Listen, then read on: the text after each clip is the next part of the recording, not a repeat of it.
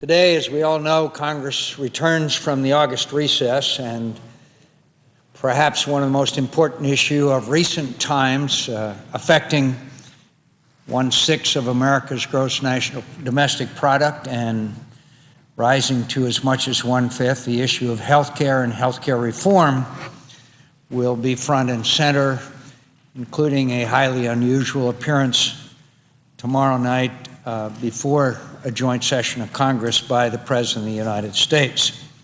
The last time, as I recall, that such a joint session of Congress was called for, aside from the regular one, was by former President Bush concerning the events surrounding the attacks on the United States of America of 9/11. During the recess, I had, like all my colleagues, very busy schedule of meetings and addressing various issues, including travel to Iraq and Afghanistan. And that visit will be subject of other statements on the floor. But in Arizona, I hosted town hall meetings with my constituents. I also attended meetings and forums with healthcare providers in Missouri, North Carolina, and Florida, so that I could, and along with my colleagues, better understand America's thoughts and ideas on reforming our nation's healthcare system. Mr. President, I have no doubt that there is a peaceful revolution going on out in America. I have not seen in the years that I have been a member of Congress such anger and dissatisfaction with the way that the Congress and we in Washington are doing business. We all know that the President's approval numbers continue to fall, and the unruly and sometimes disruptive behavior at town hall meetings has been an exhibit of the anger and dissatisfaction that Americans feel. I'd like to make it clear that I think that town hall meetings should be conducted with respect. They should be conducted in a way that is an American tradition that all Americans can be heard from, as well as their elected representatives. But there's no doubt that people attended town hall meetings that never before in their lives have been engaged in any debate in America. And there's something going on out there. I certainly got the message, and I hope that the majority of my colleagues did as well. And it's more clear to me that we have to reform the way health care is provided in this country, but we have to do it in the right way without a government takeover of the health care system in America. The problem with health care in America is not the quality of health care. The problem with health care in America is the cost of health care, that almost or at double-digit inflation that takes place annually, which deprives more and more Americans of their ability to acquire and keep health insurance. Now, among other places I visited recently, one of them was a place called MD Anderson, a cancer treatment facility in Houston, Texas. There were Americans there from patients there from 90 countries all over the world. Why? Because it's the highest quality health care. So the fundamental difference that we have here between those of us who want to reform health care to reduce the costs and maintain the quality is the argument from the President and on the other side of the aisle that they want a, quote, government option, that they refuse to address the issue of medical malpractice reform, that they refuse to allow someone to go across state lines and acquire the health insurance of their choice, that they continue to allow practices to go on that breed fraud, abuse, and waste in Medicare, which are well documented to the tune of hundreds of billions of dollars a year. We must reform health care. We can't do it with a government solution that is advocated by the other side. And that's why we've been unable to reach an agreement, because we have two fundamental philosophical differences between ourselves and those who want to have the government option, who want to have greater and greater intervention in the healthcare system. And I just on the way over from AP read this, that it says that up to $3,800 fine for failure to get health insurance. Washington AP, a top senator, is calling for fines up to $3,800 on families who fail to get medical insurance after a health care overhaul goes into effect. My friends, do we want to do that to the American people? A $3,800 fine? And that's why we also need to step back and examine the 600-page bill we passed through the Help Committee without the financing provision, how many 1,000-page or so bill that was passed through the House just before they left, and figure out what else we have added in this bill. So, why are Americans angry and upset? They're angry and upset, Mr. President, because of this.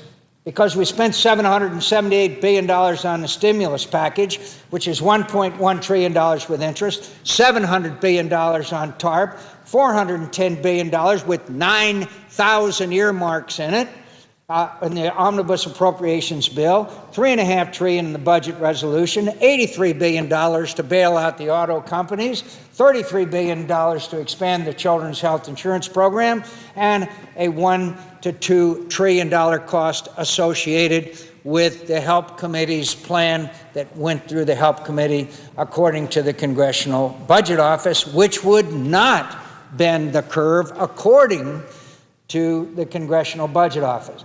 And what have we gotten for all this? My friends, we've gone from 8 to 9.7% unemployment.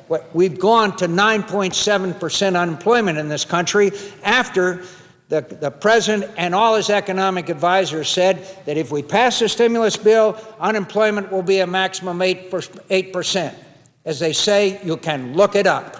It's now at 9.7%.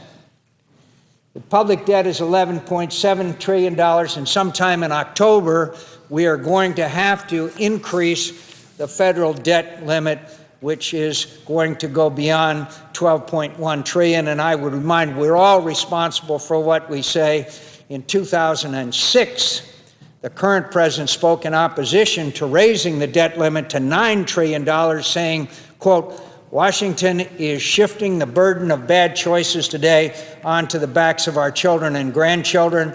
America has a debt problem and a failure of leadership, unquote. That was from a quote from the then senator from Illinois, now president of the United States. So where did we go?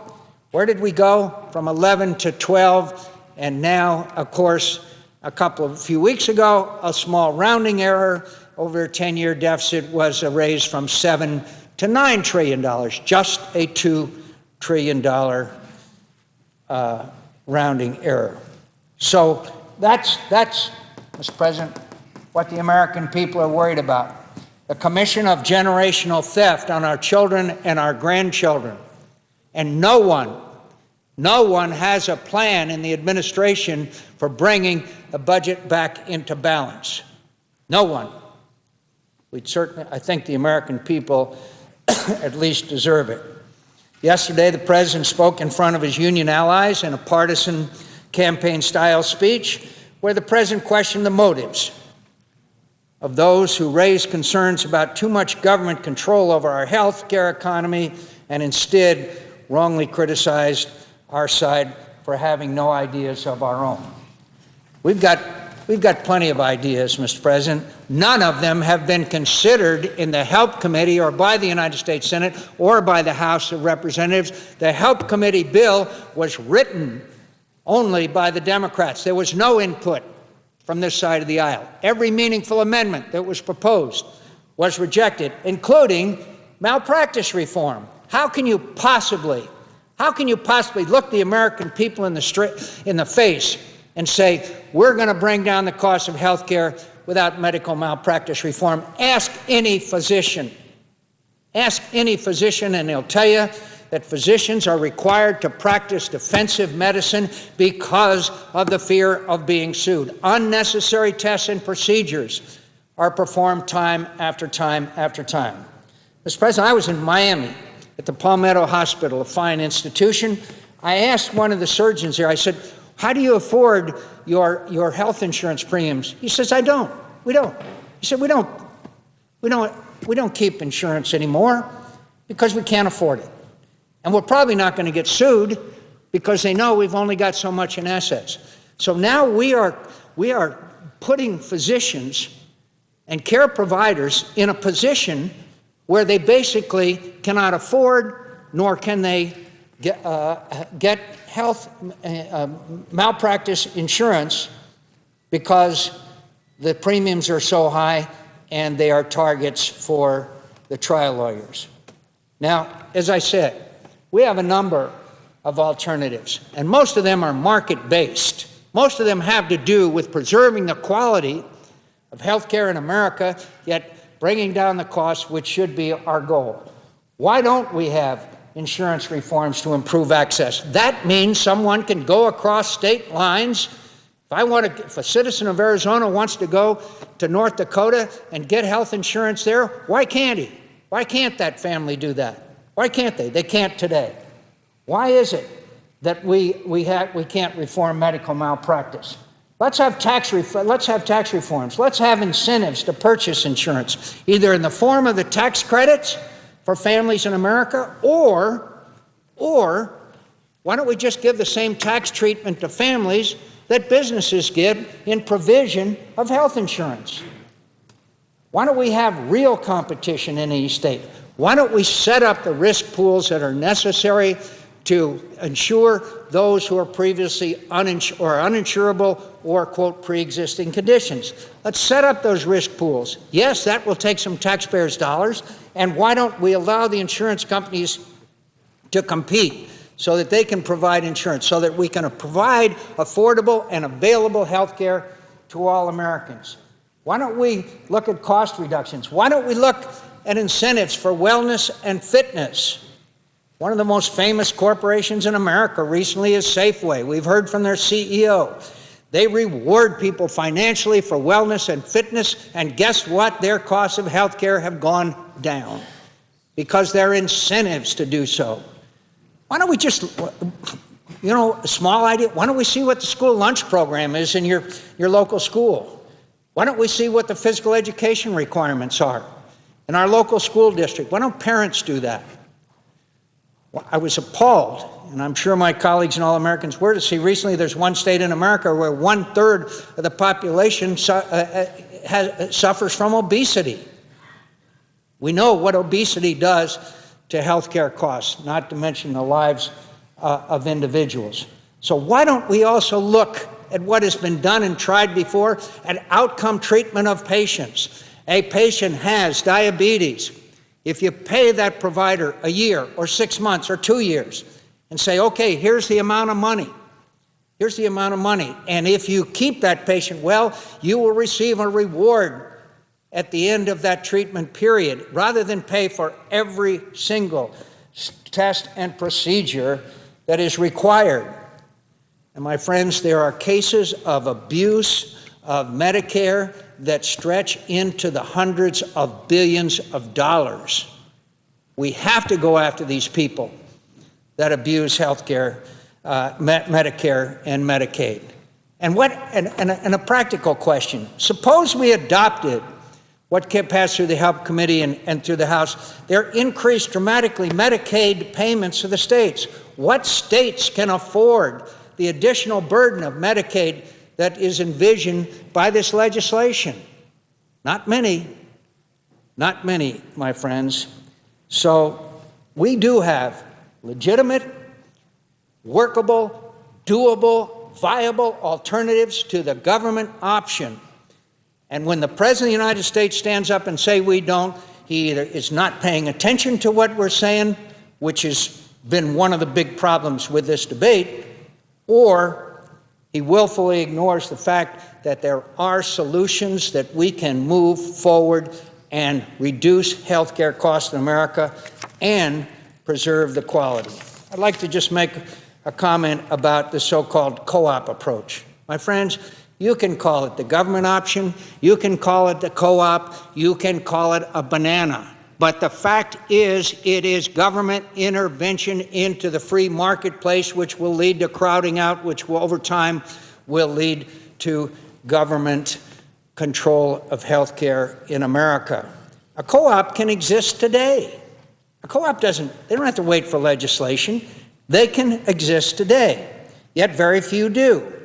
If there was a pressing need for more co-ops, wouldn't more of them been created? Under the co-op approach, the federal government would design, fund, and foster their creation. But don't kid ourselves. Creating a new massive government plan designed in Washington is still Washington involvement in health care. And if we didn't learn any lessons from Fannie Mae and Freddie Mac co-ops, nobody's been paying attention. Now let me just talk about the trigger a second. Public option, the trigger in the bill would implement the public option only if private insurance companies fail to meet certain benchmarks, such as lowering overall health spending or shrinking the number of the uninsured. The Wall Street Journal stated yesterday, liberals should love the idea, I quote, liberals should love the idea because a trigger isn't a substantive concession. It merely ensures that the public option will arrive eventually instead of immediately. Democrats will tweak the test so that the private insurers can't possibly meet them, mainly by imposing new regulations and other costly burdens. Additionally, this trigger appears to blatantly and patently violate the Constitution's delegation of lawmaking powers to Congress and not the executive branch. We must decide whether to implement a, quote, government option or not. I vote to not do so and oppose any suggestion that abdicates my duties as a lawmaker and allows the executive branch to create, quote, government option based on a trigger. Mr. President, I ask unanimous consent the Wall Street Journal column entitled Whoa Trigger, good name, be included in the record at this time. Without objection, so ordered. So, Mr. President, let me just summarize. I come back from this recess, and I see my colleague also from Arizona, both of us come back, as a lot of my colleagues do, in the face of extreme unease, anger, and frustration on the part of the American people. Not just over the issue of health care, but over the issue, as I pointed out, of this massive spending and debt and deficit that we have laid on future generations of Americans. And they want us to act in their interest. So wouldn't it be appropriate for the President tomorrow night, if I may be so bold, to say, my friends and colleagues, the citizens have spoken. They want us to sit down together, and they want us to do what's doable. They want us to fix this cost escalation of health care in America, which is making it less and less affordable to all Americans. But the message that we've gotten is that they're very skeptical about a, quote, government-run health care or a, quote, government option. And, Mr. President, when the President says, if you like your health insurance policy, you can keep it, that's not true either. It's not true either. Because if you had a government option and it looked more attractive to your employer, and your employer decided to select the government option rather than the health insurance policy that you now have, then you can't keep it.